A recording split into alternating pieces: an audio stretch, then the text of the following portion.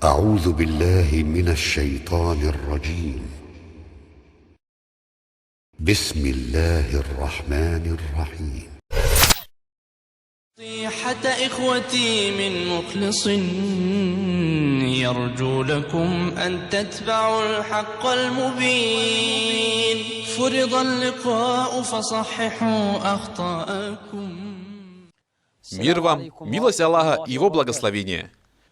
Воистину, вся хвала принадлежит Аллаху. Его мы восхваляем, молим о помощи и прощении. Мы прибегаем к Всевышнему Аллаху от зла наших душ и наших скверных дел. Поистине, никто не собьет того, кого Аллах ведет прямым путем. Того же, кого Аллах собьет, никто не сможет наставить на прямой путь. Я свидетельствую, что нет божества, кроме одного Аллаха, у которого нет сотоварищей, и свидетельствую, что Мухаммад — его раб и посланник, которого он избрал из числа его созданий и возлюбил, и который выполнил свой аманат, донес послание, наставил умму, и посредством него Аллах удалил печали и осветил им тьму. Он вел джихад на пути своего Господа до самой смерти. О Аллах, вознагради за нас Мухаммада лучшим, чем ты воздаешь пророкам за их умму и посланникам за их донесение да'вата и послания. А затем, братья и сестры в Аллахе, воистину, я люблю вас ради Аллаха. Я прошу Аллаха всегда и постоянно собирать нас в этой дуне на повиновение Ему, а в ахирате, в обители Его щедрости. Воистину, Он может это сделать. Любимые в Аллахе братья и сестры, мы продолжаем наш разговор на тему, о которой мы начали говорить 2 передачи назад. Тема называлась «Разрешенные и запрещенные украшения». Мы говорили об украшениях женщин, о разрешенных и запрещенных украшениях. Я объяснил многие ошибки, которые происходят в сфере украшения, которые должны быть исправлены. Опекун женщины не должен допускать, чтобы она совершала подобные ошибки. Я говорил, что само то, что женщина украшается, хорошо. Однако ужасно, когда она украшается чем-то, что запретил Аллах. Либо украшается и при этом показывает свою красоту кому-либо, помимо тех людей, которым Аллах разрешил видеть ее в ее украшениях и красоте. Крайне отвратительно, когда женщина подражает неверующим женщинам, кафиркам, в своих украшениях. Крайне отвратительно, когда она украшается чем-то, что запретил Всевышний Аллах. Мы начали разбирать составляющие женских украшений. Мы говорили об украшении волос, о духах и благовониях. Говорили об украшении зубов. В эти благословенные минуты мы возобновляем наш разговор, чтобы прийти к концу этой темы и закрыть дело. Украшения, связанные с окрашиванием. Украшения, связанные с окрашиванием. Женщине никогда не дозволяется выщипывать седые волосы. И мужчине также нельзя выщипывать седину. Это запретил Аллах в сунне Его посланника. Мир ему благословения Аллаха. Имам Абу Дауд привел в своих сунанах хадис с хорошим иснадом, что посланник Аллаха, мир ему благословение Аллаха, сказал: «Не выщипывайте седину. Какого бы мусульманина не постигла седина в исламе, в судный день она будет для него светом». Все, о раб Аллаха, о раба Аллаха, в твоих волосах появилась седина. Не выдирай седые волосы, не искореняй их, не вырывай с корнем. Если хочешь, можешь покрасить их хной или катамом. В этом нет ничего плохого. Выщипывание седины — харам. Выщипывание седины — харам для мужчин и харам для женщин. При этом разрешается закрашивать седину хной, катамом или чем-то другим. Главное, чтобы это было что-то не черное. Нам не разрешено закрашивать седину черным цветом. Будь это седина у мужчины или у женщины. Мало того, это относится к признакам приближения судного дня, когда мужчина будет отращивать бороду в форме птичьего зоба и краситься в черный цвет. Ты можешь найти мужчину, которому 60, 70, 50 лет, больше или меньше, его волосы поседели, и он закрашивает их черной краской. Это относится к малым признакам судного дня. К сунне относится то, что иногда мы закрашиваем седину хной или катамом. Почему? Аль-Бухари и Муслим привели в двух сахихах хадис от Абу Хурейры, да будет Аллах доволен им и всеми сподвижниками пророка, который сказал, что посланник Аллаха, мир ему благословение Аллаха, сказал: «Воистину, иудеи и христиане не красятся. Вы же поступайте наоборот».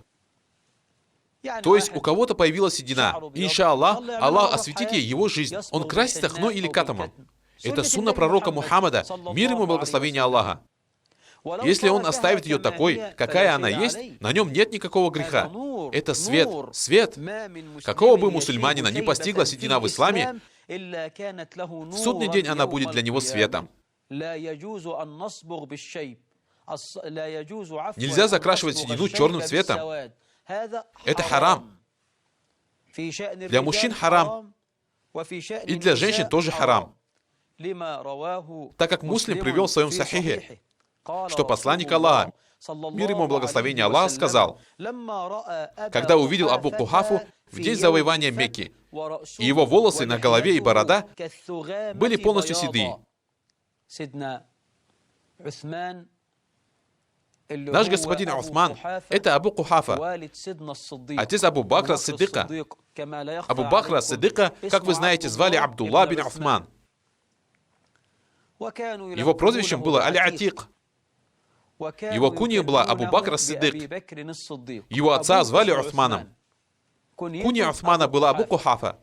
Пророк, мир ему благословение Аллаха, в 8 году по хиджре завоевал Мекку.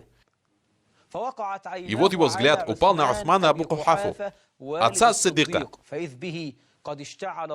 Вся его борода и волосы были полностью седыми. Нет ни одного черного волоса, все седое. И посланник Аллаха, мир ему благословение Аллаха, сказал: измените это чем-нибудь, но избегайте черного цвета. Покрасьте его волосы хной, катамом, чем-нибудь кроме черного. Таким образом, краситься черной краской — харам. Закрашивание седины черным — харам для мужчин и харам для женщин. Второе. То, что касается окрашивания в целом. Дозволено ли женщине красить руки и ноги хной? Ответ — да, это разрешено. Хорошо. Можно ли краситься хной во время менструации? Или же краситься хной можно только в то время, когда женщина находится в состоянии чистоты? Да, к нам приходят подобные вопросы. Некоторые женщины, когда у них идет менструация, считают, что эта менструация запрещает им некоторые вещи, относительно которых Аллах не ниспослал никакого доказательства. Да, правильно, пока у женщины менструация, ей запрещено определенные вещи. Нельзя совершать половой акт. Всевышний Аллах сказал: они спрашивают тебя о менструациях, скажи, они причиняют страдания. Посему избегайте женщин во время менструации. Это избегание, как нам объяснил посланник Аллаха, мир ему благословение Аллаха, означает то, что женщиной можно делать все, кроме полового акта. Так пророк Мухаммад, мир ему благословение Аллаха, разъяснил нам этот аят. Запрещено делать намаз. Харам. Запрещено держать уразу во время менструации. Это харам. Запрещено делать таваф вокруг Каабы. Харам. Запрещено брать Коран, как об этом сказали 4 имама. Запрещено заходить в мечеть, как сказали 4 имама. В то же время, когда у женщины идет менструация, она может поминать Аллаха, читать Коран по памяти, совершать все обряды хаджа и умры, за исключением тавафа вокруг Каабы. Она также может стирать, пылесосить, готовить и так далее. Одна сестра спросила меня: «Шейх, женщине не харам стирать вещи своего мужа и детей во время менструации?» А что, ты хочешь их просто полоскать или побрызгать? Нет, стирай. Готовь еду и все остальное. Это все разрешено. Хорошо. Можно ли женщине красить руки и ноги хной во время менструации? Ответ – да, можно. Если на это далиль, Ибн Маджа привел в своем сунане. И у этого хадиса достоверный снад. От Муазы аль-Аддавии. Да помилует ее Аллах. Передается, что одна женщина спросила Аишу, да будет доволен ею Аллах, можно ли краситься женщине, у которой идет менструация? О, мать правоверных, можно ли женщине с менструацией накладывать хну себе на руки и на ноги? Аиша, да будет доволен ею Аллах, ответила: мы красились у пророка, мир ему благословение Аллаха, и он не запрещал нам это. Я говорил об украшениях женщины в плане окрашивания. Можно ли менструирующей женщине красить хной руки и ноги? Ответ – да. Мало того, жены пророка делали это. Также женщине можно краситься хной, естественно, и в состоянии чистоты. Ад-Дарими привел хадис с достоверным снадом, что Ибн Аббас сказал: наши женщины красились на ночь и завязывали руки. Когда же наступало утро, они отвязывали их, делали омовение, намаз, а потом красились после намаза.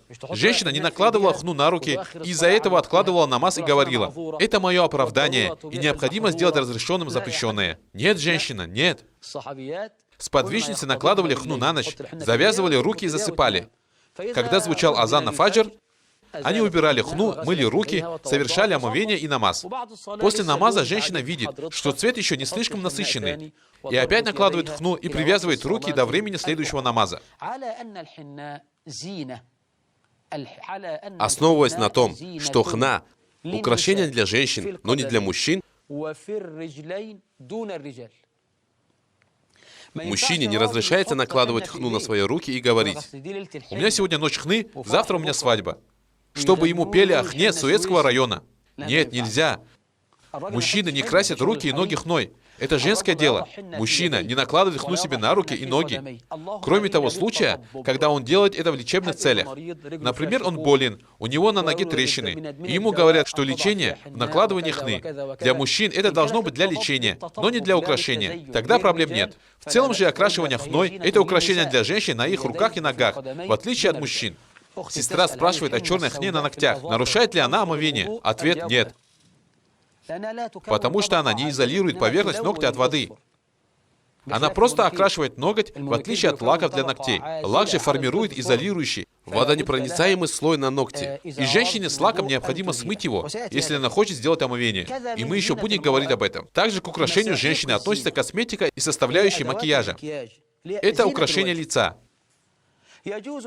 Женщине можно украшать свое лицо для своего мужа любой косметикой, которой она пожелает. Однако на определенных условиях. Мы подробно поговорим об этом. Какой есть далиль? Ат-Тирмизи и Абу Дауд привели хороший хадис, что посланник Аллаха, мир ему благословение Аллаха, сказал: лучшее из благовоний женщин то, которое дает цвет. Лучшее из благовоний женщин то, которое имеет цвет и скрытый запах. Аль-Бухари привел в своем сахихе. И обратите внимание на далиль, который мы можем извлечь из этого хадиса. Аль-Бухари привел в своем сахихе хадис от Анаса, да будет доволен им Аллах, что Абдуррахман бин Ауф, да будет доволен им Аллах, пришел к посланнику Аллаха, мир ему благословение Аллаха, и на нем были следы чего-то желтого. Пророк увидел на одежде Абдуррахмана желтый цвет. Посланник Аллаха, мир ему благословение Аллаха, спросил его: что у тебя? То есть, что с тобой? Абдуррахман сообщил ему, что он женился на одной женщине из числа ансаров. Пророк спросил его, каким был махр? Он ответил: золото весом в 1 нават, финиковую косточку. Аллаху Акбар. Это был махар, а не свадебный подарок. Махар был золотом. И сколько золота? Весом в 1 финиковую косточку. Известно, что у медийских фиников маленькие косточки, а мякоти много. Чем меньше размер косточки и больше мякоти, тем качественнее и лучше финик. Финики Медины, известно. О Аллах, собери нас в Медине в этот год и во все годы. О Господь, известно, что они маленькие. Поэтому это был очень маленький кусочек золота. Это был махар, а не свадебный подарок. То есть золото весом в 3 грамма. Махар, а не свадебный подарок. Пророк спросил: ты сделал валиму? То есть ты позвал людей на угощение, накормил их? Он ответил: нет. Пророк сказал: устрой угощение и закали хотя бы одного барана. Если человек говорит, что будет делать свадебное угощение, иншаллах, скажи ему: зарежь барана. Конечно, в наше время я скажу молодежи Египта: сделай валиму, зарезав хотя бы птицу. Сделай валиму хотя бы цыпленком. Потому что мы, как бы это сказать, о Аллах, увеличь благо мусульманам во всех странах. В общем, в этом хадисе есть далиль на разрешенность того, чтобы женщина накладывала то, кто покрасит ее лицо, пудру и другие косметические средства. Где это? Имам Ан-Навави сказал: воистину, желтизна, которую увидел пророк, мир ему и благословение Аллаха, на одежде Ибн Ауфа, перешла к нему от его жены.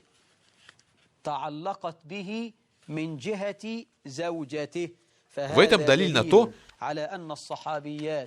что сподвижницы использовали различные вещи, посредством которых женщина красила свои щеки и лицо для своего мужа. Хорошо, какие есть правила? Величество красит губы, подводит глаза, веки, и еще не знамо что, и основной крем. Она сидит 3 часа и рисует. 3 часа подряд накладывает на себя слои краски, пудры, тени и так далее. Удивительно, каким терпением обладают женщины, когда украшают себя. Все это разрешено? Нет, есть условия и общие правила. Первое правило, чтобы эти порошки, которые накладываются на лицо, не были вредными. Так как пророк, мир ему и благословение Аллаха, сказал: нельзя ни причинять вред, ни возмещать вредом. Есть исследования, которые были произведены относительно некоторых косметических средств, которые показали удивительные результаты, что эта косметика пагубно влияет на кожу. Посмотрите, женщина накладывает косметику много, часто и сразу. Посмотри на нее сразу после пробуждения ото сна. Под глазами черные мешки, лицо желтого цвета и какие-то следы на коже. Если эти косметические средства не имеют вреда, они халяль, разрешены. Второе, чтобы в них не было наджасы. В губной помаде, кремах и других средствах, которые женщина накладывает на лицо, во всем этом может быть наджаса? Да, свиной жир. Свиной жир. Если она узнала об этом, ей становится харам его использовать. Если же она не знает, то в основе это разрешено. Третье. Чтобы она показывала этот макияж только тем, перед кем Аллах разрешил ей выставлять свою красоту и украшения. В течение 2 часов она накладывает то белое, то красное, тени на веки, карандаш для подведения бровей, что-то там подрисовывает, а потом в таком виде выходит на улицу. Все будут на нее смотреть. Она выходит и будто покричит: разве вы не видите эту красоту? Есть ли желающие любить меня и связаться со мной? Харам, о дочь мусульман! О, дочь мусульман! Так делать нельзя, это харам.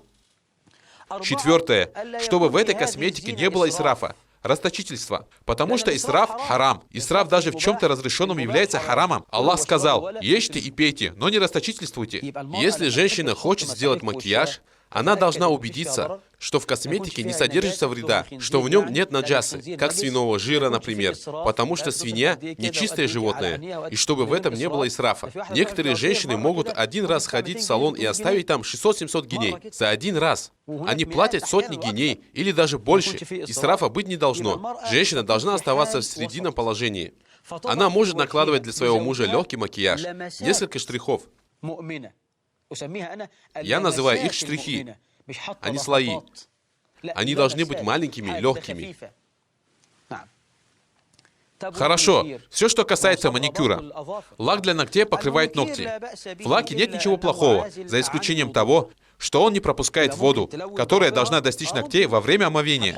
То есть женщине можно красить ногти? Да, можно. Можно красить лаком. Можно красить лаком. Я не люблю его, и некоторые ученые сочли его нежелательным. Но все равно это халяль. Но когда приходит время намаза, ты обязана смыть этот лак, потому что он образует водонепроницаемый слой и во время совершения омывения не дает воде проникнуть к ногтям. Очень важный вопрос. Шейх, каков хукм отращивания ногтей для женщин и мужчин? В наше время женщины красят ногти лаком, и ты можешь видеть, как у какой-нибудь женщины длина ногтей достигает 5 сантиметров. Как будто бы у нее не рука, а лапа с когтями. Как будто бы она дикий зверь. Такие ногти, что аузу билля. Каков хукм удлинения ногтей для женщин и мужчин? Послушай фатву Постоянного комитета по выдаче фатв, часть 5, страница 173. Они сказали, удлинение ногтей по меньшей мере нежелательно, если не запрещено.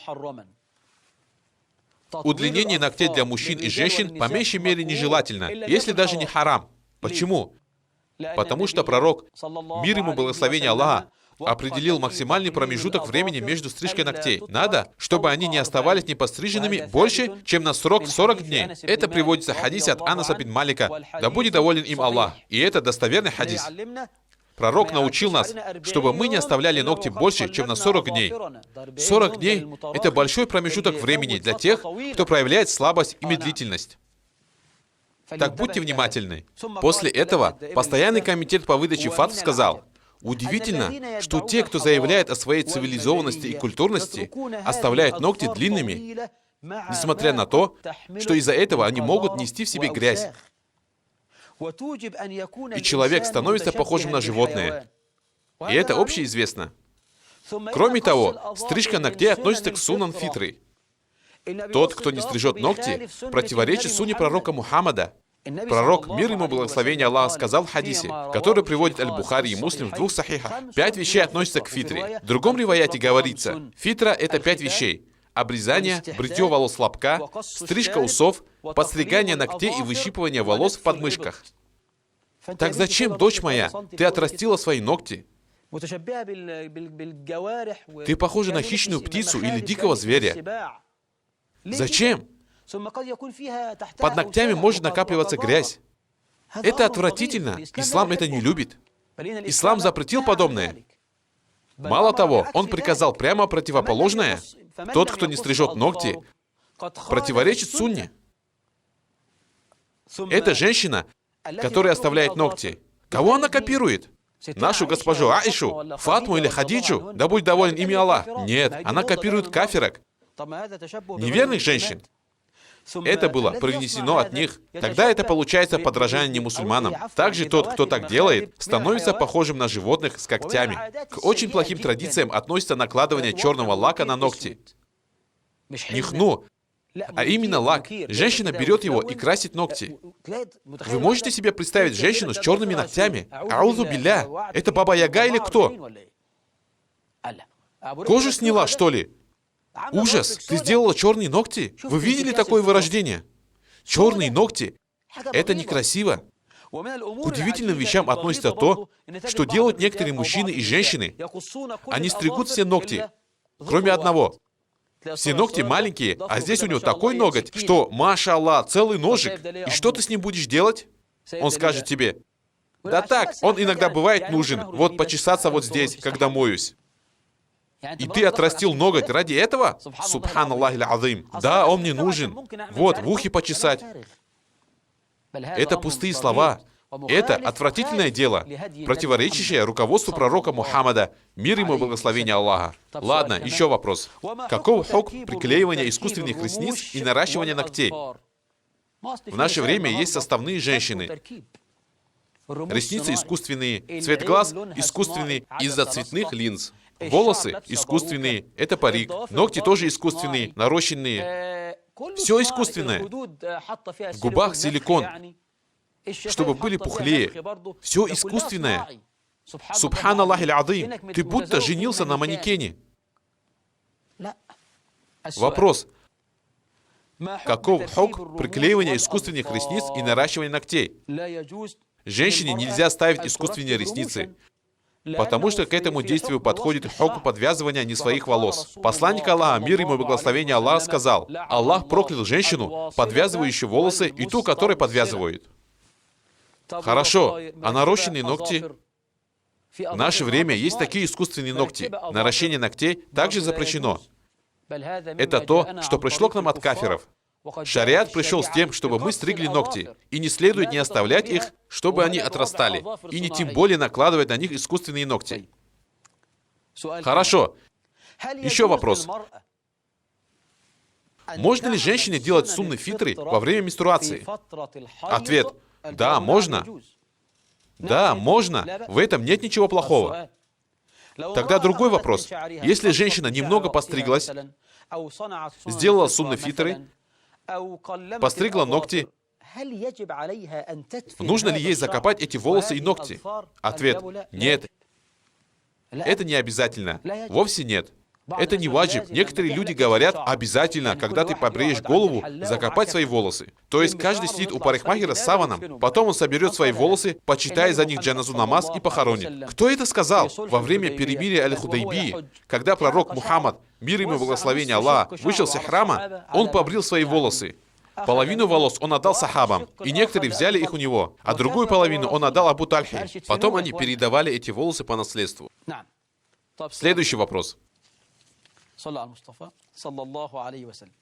Я сказал, что к украшению женщин также относятся косметические операции.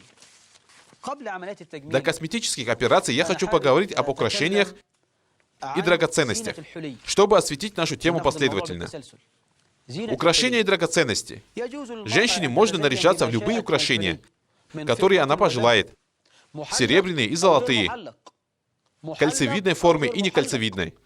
Абу Дауд, Ан-Насай и Ибн Маджа привели достоверный хадис от Али, да будет доволен им Аллах, который сказал: «Воистину, пророк Аллаха, мир ему и благословение Аллаха, взял шелк в свою правую руку, а левой рукой взял золото, после чего сказал: воистину, две эти вещи харам для мужчин из моей уммы и халяль для женщин». Обратите внимание, сестры мои, иногда можно встретить соблюдающих сестер, которых Аллах наделил младенцем мужского пола. И вот они одевают мальчику золотое кольцо. Так делать нельзя. Она скажет: но его дела еще не записываются, он за себя не отвечает. Но разве пророк не сказал: воистину, Аллах запретил две эти вещи мужчинам моей уммы? Хорошо, мужчинам, но он-то еще не мужчина, пока не достигнет совершеннолетия. Какое слово использовал пророк? Дукур. Представители мужского пола. С того момента, как он рождается, мы видим, что он мужского пола. Так что представителя мужского пола, будь он ребенком или взрослым, нельзя украшать золотом. Золото, чье украшение? Женское. Это женское украшение. Хорошо, шейх, я тут ношу обручальное кольцо. Нельзя. И золото харам. Мужчинам харам надевать что-то золотое. Как я уже сказал, женщинам дозволяется носить золотые и серебряные украшения кольцевидной формы. Аль-Бухари и Муслим привели в двух сахихах хадис Ибн Аббаса, да будет доволен ими обоими Аллах. В истории о проповеди пророка, мир ему и благословение Аллаха, для женщин в праздничный день, он сказал: «О собрании женщин, давайте садаку.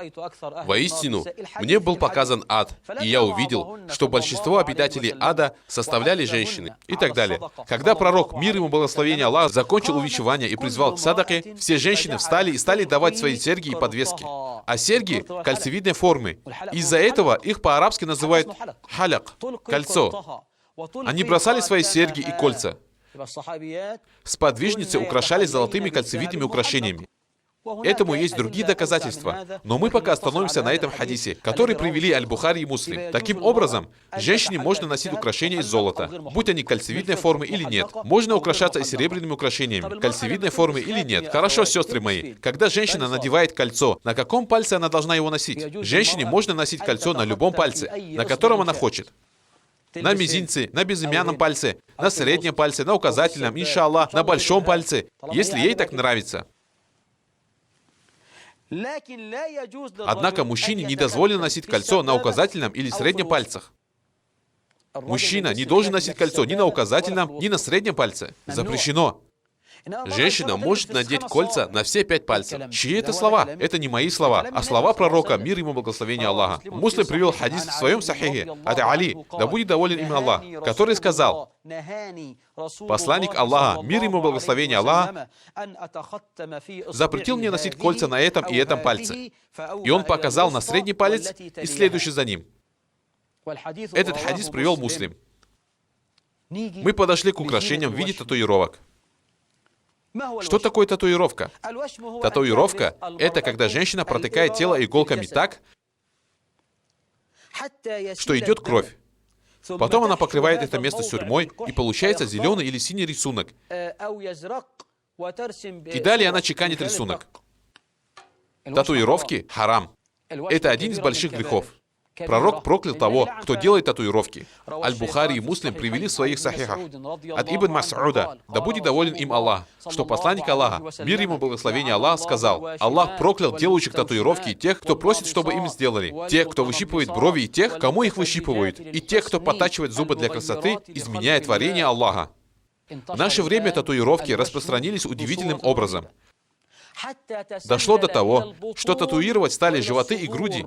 И нет мощи и силы ни у кого, кроме Аллаха. Ты можешь видеть красивенького молодого человека в университете.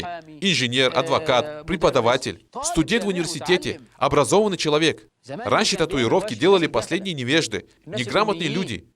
А сегодня татуировка проникла к нашей молодежи, университеты. И ты видишь юношу, у которого на груди татуировка в форме льва, и написано «Аббас – львиное сердце». А когда же во время битвы он услышит пулю, то может обмочиться от страха. Это чисто для вида. Сын мой, это харам. Это харам. Клянусь Аллахом, женщины теперь делают татуировки на животах. Она надевает топ, живот остается открытым и татуированным. И нет мощи и силы ни у кого, кроме Аллаха. Они открывают аурат перед тем, кто делает татуировку. Затем они обнажают татуированное тело перед людьми. Это харам. В наше время у нас в арабских странах есть специальные салоны, где делают татуировки. Причем за бешеные деньги. И нет мощи и силы ни у кого, кроме Аллаха. Хорошо, шейх, ты просто послушай. В наше время женщины делают кое-что. Я извиняюсь, в арабских странах оно называется тату. Тату. Да, мы слышим сегодня тату, завтра мату. Что это за тату? Татуировку называют тату. На самом деле это не татуировка. Однако между женщинами распространено, что это тоже татуировка. На самом деле это просто рисунки хной. Видные на коже рисунки. Они проходят по прошествии недели или двух, или если их активно смывать. Это халяль. При двух условиях. Это не татуировка. То, что стирается, не татуировка. Это халяль при двух условиях. Первое условие, чтобы эти рисунки видели только те, кто имеет право видеть эту женщину в ее красе. У нас в Нубии, в Египте, в Йемене, Хиджазе, в некоторых арабских странах Персидского залива. Это было давно, я не знаю, сейчас это до сих пор так или уже нет. Женщины украшались хной и рисовали на руках розочки. Например, на предплечьях. Если эту красоту видят только те, кто имеет на это право, это халяль. Второе условие, чтобы не было запретных рисунков. Не рисуй птицу. Можно просто розу и другие неодушевленные вещи и предметы. Третье, не должны обнажаться аураты. Где будешь рисовать? На животе? Нет, дочь моя, живот — это аурат. Даже твоя мать не должна его видеть. На бедре? Нет, нельзя, это аурат. Даже мать не должна видеть твои бедра. Итак, аураты не должны открываться. Второе, видеть это должны только те, кто имеет право видеть эту женщину в ее красоте. И третье, не должно быть нарисовано что-то одушевленное, как человек, животное, птица и другие подобные рисунки. То есть рисовать хной можно, это халяль. Хорошо, если же ты протыкаешь иголками тело, это запрещенная татуировка. Из-за нее бывают катастрофы и болезни. Например, кожная аллергия. Те вещества, которые были введены под кожу, могут содержать в себе нефтепродукты и могут привести к раку кожи, образованию различных кожных дефектов. И это не говоря уже об эпидемических заболеваниях, когда одну и ту же иглу используют для нескольких человек, и болезни переходят от одного человека к другому. Так может передаться гепатит или СПИД. Это катастрофа. Хорошо, есть еще вопрос. Каков хукм стрижки волос для женщин? Если женщина стрижется, чтобы подражать кафиркам, тогда нельзя. Женщина увидела какую-то американскую актрису. У нее определенная прическа. Она говорит: завтра, парикмахерша, сделай мне такую же стрижку, как у такой-то американской актрисы. Так нельзя. Пророк запретил нам подражать немусульманам. Пророк, мир ему благословение Аллаха, сказал: тот, кто подражает какому-то народу, тот из них. Это не относится к тем вещам, которые распространились повсеместно и не являются исключительно кафирскими. Второе. Женщина хочет постричься. Если прическа будет как у мужчин, то это харам. Потому что пророк проклял женщину, которая подражает мужчинам. Она постриглась, стрижка короткая, как у мужчин. Это харам. Я скажу ей, харам. Она говорит, я постриглась под гарсона. Что это за гарсон, уважаемая? Это такая прическа, сын мой. Прическа называется гарсон. И волосы такие короткие, как будто бы она мужчина. Все смешалось. Ты можешь увидеть человека издалека и не понять, мужчина это, женщина или гермафродит. Ты не знаешь, что это за непонятный пол. Не видно, чтобы это был мужчина. И непонятно, женщина ли это. Потом он приближается, и ты понимаешь, это создание мужского пола. Не мужчина, конечно. Волосы вот такие длинные. Серьга в ухе. Это такая мода у некоторых молодых людей. Заколка на голове. Одежда, как бы это сказать? В наших традициях это считается женской одеждой. Удивительные вещи. А женщину можно встретить в деловом костюме, в галстуке, с очень короткими волосами. Это удивительно, братья. Удивительно. Пророк проклял женщину, которая уподобляется мужчинам, и мужчин, которые подражают женщинам. Оставайся мужчиной, да? Если женщина постригла свои волосы по необходимости, то это допустимо в зависимости от этой необходимости. Есть какая-то болезнь или еще что-то. У нее выпадают волосы, стали очень редкими. Она пострижется, чтобы последнее не выпало. Тогда ладно, проблем нет. Или же она стрижется для красоты. У нее густые волосы до плеч. Спускаются вот так до плеч. Жены пророка стриглись до плеч. Особенно после смерти пророка, мир ему, благословение Аллаха. Это берется из разных текстов, и это мнение самое правильное, что можно сказать по этому поводу. Хорошо. Каков хукм того, чтобы женщина собирала волосы наверх? Она причесывается и делает прическу под названием мазамбле. Она словно делает торт сверху. Каков хукм? Харам. Прямо так сразу? Я говорю, послушай, уважаемый, фатву шейха Ибн Утаймина и фатву постоянного комитета. Они сказали, что такая прическа недопустима. Почему? Они сказали, потому что пророк, мир ему благословение Аллаха, сказал в хадисе, приводящемся муслимам в его сахихе: два вида людей из моей уммы я еще не видел. Они не зайдут в рай и не почувствуют его аромата. Из них он упомянул женщин. Послушайте внимательно. Одетые и в то же время обнаженные, склоняющиеся в сторону и призывающие к этому других. А их головы, прически, похожи на покачивающиеся верблюжьи горбы. Все волосы у них наверху. Это недопустимо. Так делать нельзя. Хорошо, шейх наш. Каков хукм пластических операций для красоты? Есть такие косметические операции, которые нужно делать обязательно. Они ваджиб. И также есть случаи, когда делать их харам. И есть мубах, разрешенные. Есть мубах и есть харам. Так что разрешено в косметической хирургии? Первое. Операция по зашиванию глубоких ран. Операция по зашиванию рваных ран.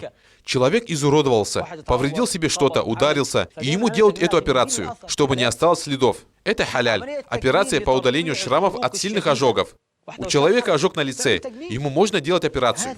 Все это халяль, потому что люди пытаются возвратить тело к его первоначальному состоянию и виду, с которым оно было создано. В этом нет изменения создания Аллаха. Это халяль. Второе. Косметические операции того, что не соответствует основе внешнего вида. Человек родился шестипалым. Можно ли ему удалить шестой палец?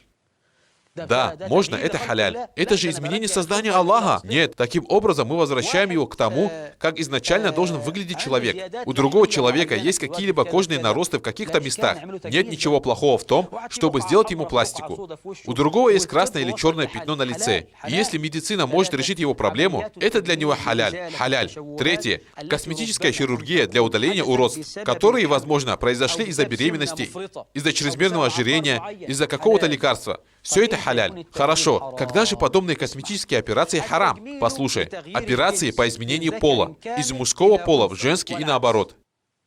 Есть женщина, она полностью женщина, и вдруг говорит: «Хочу стать мужчиной». Это харам. Мужчина имеет все признаки мужского пола и говорит: «Хочу стать женщиной». Харам. Оставайся мужчиной. Если же это гермафродит, мы относим его к тому полу, чьих признаков у него больше. В нем больше мужского. Тогда делаем ему операцию. Если же это мужчина, имеющий все необходимые мужские признаки и хочет превратиться в женщину, это харам. Второе. Косметические операции по изменению цвета кожи. Был черным, стал белым. Это харам. Недопустимо. Третье. Операции по изменению природы и внешнего вида.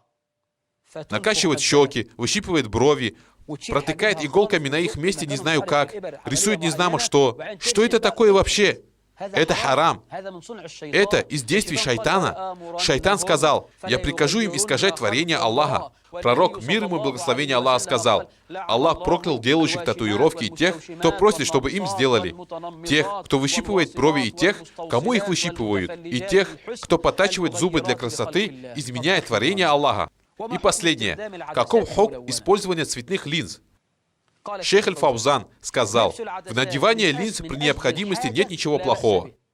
Есть линзы для того, чтобы лучше видеть. Это халяль. Если же эти линзы надеваются без необходимости, то лучше их оставить и не использовать, так как в этом содержится обман. Это не я сказал, это слова шейха Аль-Фаузана. Другие ученые сказали, и это то, чего придерживаюсь я. Женщине можно использовать цветные линзы, чтобы украшаться ими для своего мужа, при условии, чтобы в них не было вреда.